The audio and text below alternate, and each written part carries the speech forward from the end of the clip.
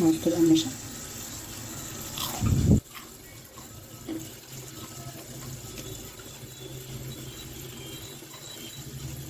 تحفة جميلة من جوه.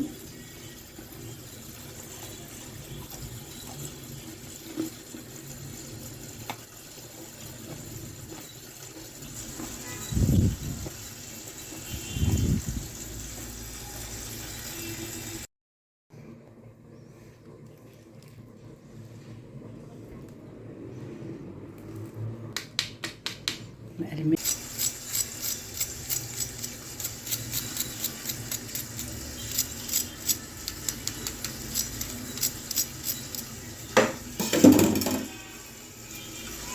عايزة ادوقلكوا حتة اسمعوا.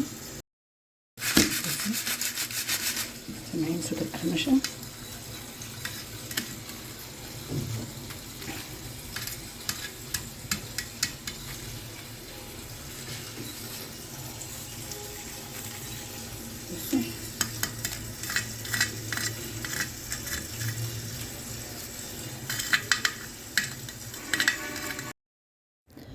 السلام عليكم ورحمة الله وبركاته. ازيكم حبايبي؟ يا رب جميعا ان شاء الله تكونوا بخير.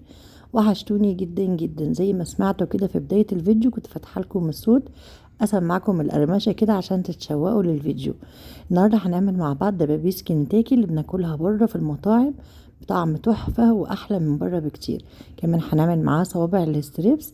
يلا بينا كده نشوف مع بعض الفيديو من بدايته.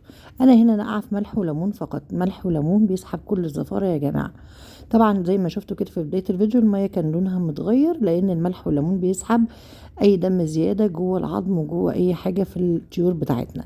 بعد كده خدتهم تحت الحنفيه، عدت عليهم مره واتنين وتلاته لحد ما بقى شكلهم زي ما انتم شايفين كده قدامكم. هناخد بقى نعمل بقى اول خطوه وهي خطوه النقع. محلول النقع ده من اهم الحاجات لتسريع التسويه. ضفنا ايه في الميه بتاعتنا؟ ضفنا نص كوبايه من الخل، عليهم معلقتين كبار من الملح، معلقتين كبار من السكر. هتقولي لي سكر؟ هقولك ايوه، السكر عامل مساعد من عوامل التسويه مع الخل والملح. تمام كده. الناس طبعا اللي متمرسه في المطبخ عارفين الكلام ده كويس، اما الناس الجديده فدي معلومه لازم تكوني عارفاها، خاصة لو هتعملي دبابيس الكنتاكي وهتعمليها كده نية، لان عشان تاكلي طعم دبابيس كنتاكي حلو لازم تعمليها نية، ما ينفعش تسلقيها لا نص سلقة ولا ربع سلقة حتى عشان تطلع معاكي نفس الطعم اللي بتاكليه بره.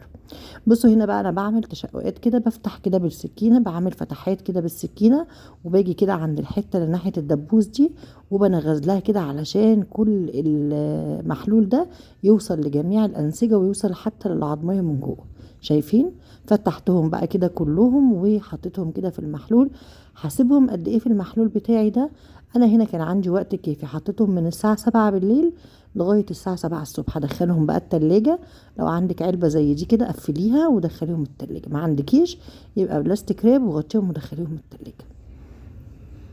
هنا بقى معايا الصدور، وبدأت ان انا كده اقطع الصدور. قطعت اول صدر وتاني صدر هقطعه معاكم. بفتح الصدر كده على 2 على 2 مش اكتر، لان لو فتحتي اكتر من 2 هتطلع الشريحة رفيعة. بفتح الصدر كده على 2 بعد طبعا ما شلت القطعة اللي بيقولوا عليها القطعة البتلو، او بيقولوا عليها قطعة الفليتو، او بيقولوا عليها على ما اظن الموزة. لا مش بتلو، قطعة الفليتو بيقولوا عليها فليتو او موزة. تمام كده. بطلعهم بقى كلهم الاول، وبعد كده بقطع الصدر على 2 واشرحه كده صوابع بعكس اتجاه الانسجة. بصوا كده عكس اتجاه الانسجة، وباجي كده اقطع صوابع كده، بتطلع كده حلوة قوي، حجمها حلو جدا. تمام. هكمل بقى تقطيع. ودي قطعة كده اللي بيقولوا عليها القطعة البتلو اللي بتبقى من تحت خالص كده في الصدر من تحت، لان دي طبعا لو قطعت الصدر وهي موجودة بتهدر وبتتقطع معاكي فرافيت صغير، لان هي بتبقى منفصلة عن الصدر. كده قطعنا الكمية بتاعتنا كلها، وهبتدي ان انا اتبلهم. طبعا انا غسلهم كويس جدا، ملح وليمون، ونقعهم مرتين. ويلا بينا بقى كده نعمل التتبيله. دول مش هحط لهم محلول نقع لان دول بيستووا بسرعه، مش محتاجين محلول النقع. ضفنا بقى شويه من الفلفل الاسود، ونص معلقه توم بودره، نص معلقه بصل بودره، وكمان حطيت نص معلقه من 7 بهارات او توابل مشكله. هضيف كمان نص معلقه من البابريكا، ونص معلقه من الكركم، رشة حبهان مطحون، ورشة جوز الطيب. جوز الطيب والحبهان ما تكتريش منهم. تمام كده. وهضيف شوية زعتر، ده زعتر لبناني متوفر في فتح الله وبيت الجملة، حلو قوي، بيدي طعم حلو قوي لاي حاجة كده حتى بليها. بس بقى هنضيف عليهم ايه؟ هنضيف عليهم ممكن هنا نضيف لبن رايب وممكن نضيف لبن عادي. انا هنا ضفت لبن عادي، كوباية من اللبن العادي بتاعنا، وهضيف عليهم اظبط الملح بتاعهم، وهضيف مكعبين من المرق. مكعبين المرق علشان الكمية اللي معايا انا هضيف لهم مكعبين من المرق. اما لو انتي مش حابة تضيفيهم فده اختياري ليكي. لو مش حابة، انا بحب طعم المرق في الاكل بتاعي كله، لان هي بتبقى يعني توابل كده ليها طعم حلو، وقريت كذا مره ان هي مش ضاره، فانا بستخدمها بصراحه.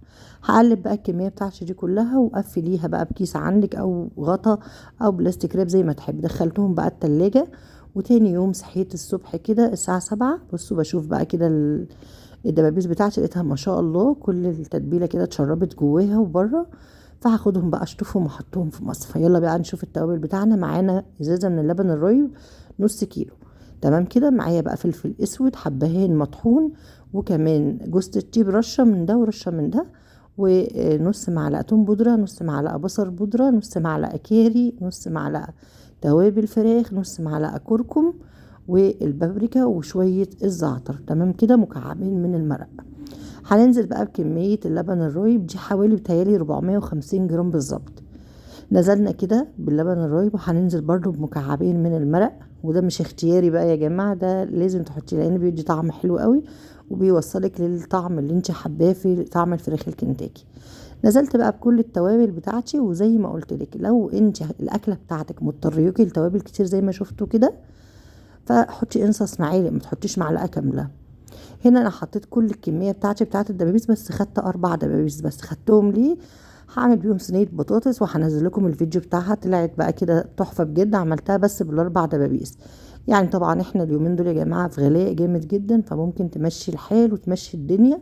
فعملت صينيه بطاطس باربع دبابيس، وطلعت بجد تحفه. هنزلها لكم وهتشوفوها. يلا بينا بقى نعمل التتبيله. كده بقى جينا الساعه 7 بالليل، طلعتها، حطيت كيلو الا ربع من الدقيق، عليه معلقتين كبار من النشا، وعليه كيس من البيكنج باودر، ونص معلقه من كل حاجه: توم بودره، بصل بودره، بابريكا، كركم، 7 بهارات، شويه حبهان مطحون، شويه جوز الطيب، وكمان حطيت عليهم 7 بهارات وشويه فلفل اسود. نفس التوابل اللي ضفناها في اللبن الرايب ضفناها في الدقيق بتاعنا. وبحط طبعا ملح عشان اظبط الملح بتاعي. تمام كده. يبقى هنا كل الحاجات اللي احنا هنستخدمها، ما استخدمناش بيض خالص في الموضوع يا جماعه، اهو للناس اللي ما بتحبش البيض في الصوابع الستريبس. كل اللي احنا استخدمناه دقيق والتوابل وشويه النشا والبيكنج باودر. اخدت بقى كل الكميه كده زي ما شايفين، عفرتها بالدقيق وركنتها كده في الطبق بتاعي. وباخد بقى صباع صباع كده من الستريبس، واروح بيه على التتبيله السايله، واروح بيه على الدقيق، وانفض جامد. يعني بصوا، اخد كده اتبل في التتبيله السايله، واروح على الدقيق اعفر وانفضه كويس جدا علشان يعمل معايا الشكل المزجزج ده، زي ما بنشتريها كده من بره في المطاعم. شايفين؟ هعمل معاكم واحده كمان كده. بصوا، هاخد بقى كده وهروح بيها على التتبيله السائله، واروح على الدقيق. ولازم يكون معاكي كميه دقيق كده محترمه علشان لما تعفري. والدقيق بتاعك ده لو حسيتي ان هو اتكتل منك، تاخديه تعمليه بالمصفى وتطلعي منه التكتلات، علشان دي خطوه مهمه جدا. هتشوفوها دلوقتي معايا لما اجي اعمل الدبابيس. بصوا زي ما انتوا شفتوا كده في التتبيله السايله، واروح على الدقيق اعفر وانفضه كويس جدا. بروح بقى على زيت سخن كده على البوتاجاز واقليهم بقى كده. واهم خطوه في الموضوع ده ان انت لما تخرجي ما تخرجيش على مناديل. بقليهم بقى، وشايفين لونهم طالع تحفه يا جماعه، مفيش بيض خالص في الموضوع. بطلعهم على مصفى زي ما قلت لكم. اوعي تخرجي على مناديل. هنا بهزهم علشان كنت في بدايه الفيديو فاتحه لكم الصوت، اسمعكم صوت القرمش. كانوا مقرمشين وحلوين حلاوه، مش قادره اقول لكم، كانوا تحفه والله العظيم. معلش بقى الفيديو طويل شويه لان في خطوات كتير جدا، وانا محبتش ان انا اشيل اي حاجه او اقصر اي حاجه، يعني انا سرعت على قد ما قدرت. هنا كنت بدوق بقى وبشوف. يلا بينا بقى نشوف الخطوه التانية. بصوا بقى، هنا بدات ان انا انخل الدقيق. شايفين دي التكتلات اللي بقول لكم عليها، دي تبوظ لكم التتبيله، لو سبتيها تخلي التتبيله بتاعتك تبوظ. هنا بقى هنضيف ايه؟ هنضيف على التتبيله بتاعتنا كوبايه من البريل. معايا الكنز ده هاخد نصه. ودي بقى بتعمل ايه؟ دي بقى بتخليها هشه جدا جدا وتحفه جدا، وبتخلي طعمها في منتهى الجمال. هتقولي لي هتغير الطعم؟ هقولك انسي، ولا اي حاجه هتتغير. هتاكلي شويه دبابيس كنتاكي وهتدعيلي. جربي وحطي كده كوبايه البريل دي. ما عندكيش كوبايه بريل، حطي كوبايه 7 اب. مش هتغير لك اي حاجه، ولا انسي اي طعم يتغير معاكي. هنا بقى خدت حطيت على التتبيله، وبعدين رحت بقى على الدقيق. بصوا بعفر كده وانفض، يعني اعفر وانفض علشان تعمل معايا الزجزاج. هنا كان في عندي ابني عايز ياكلها، بيحب الجلده بتاعتها. ماما ما تشيليش الجلده بتاعتها، لكن الباقيين انا شلت منهم الجلده بتاعتهم. فهنا بمسك بشيل الجلده كده، برفعها لفوق، لان الجلده زي ما انتم شايفين منفصله، وبتبل تحتها وبدخل جوه الفتحات اللي انا مفتحاها الدقيق، وانفضها كويس جدا. لازم تعفريه كويس جدا وانفضها بقى كده. بصوا ما شاء الله تبقى عامله الزجزاج اللي احنا بنشوفه لما نيجي ناكلها. بصوا هنا خدت واحده حطيتها في التتبيله